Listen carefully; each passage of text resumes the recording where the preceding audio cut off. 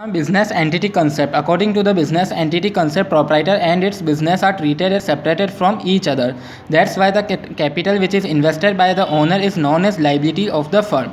So according to business entity concept, जब हम business entity concept की बात करते हैं तो वहाँ पर हमें क्या ट्रीटमेंट करना होता है, एक सेपरेट ट्रीटमेंट करना होता है ओनर और उनके बिजनेस के बीच में।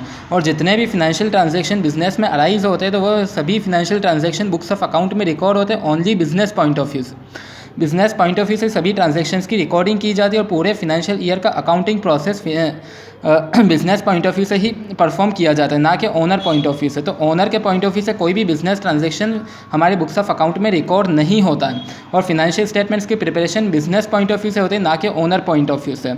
और पूरे फिनेंशियल ईयर का अकाउंटिंग प्रोसेस सिर्फ और सिर्फ बिजनेस पॉइंट ऑफ व्यू से ही परफॉर्म किया जाता है।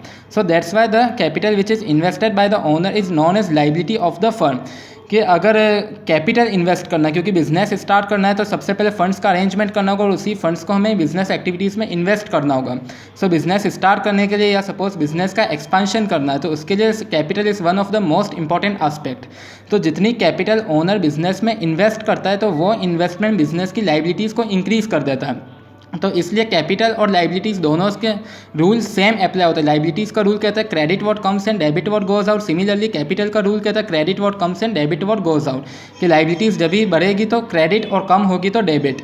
सिमिलरली कैपिटल जब इंक्रीज़ होगी तो क्रेडिट और कम होगी तो डेबिट। वो बिजनेस एंटिटी कंसेप्ट की वजह से दोनों के रूल सेम अप्लाई होते हैं, क्योंकि कैपिटल जितनी ओनर इन्वेस्ट कर रहा है, ओनर के लिए इन्वेस्टमेंट है, बट हम तो सभी transaction business point of view से रिकॉर्ड करते हैं। तो कैपिटल एक तरह से लाइबिलिटी है, तो इसलिए हम कैपिटल को एज अ लाइबिलिटी हमारे बुक्स ऑफ अकाउंट में बुक करते हैं और उससे क्रेडिट करते हैं।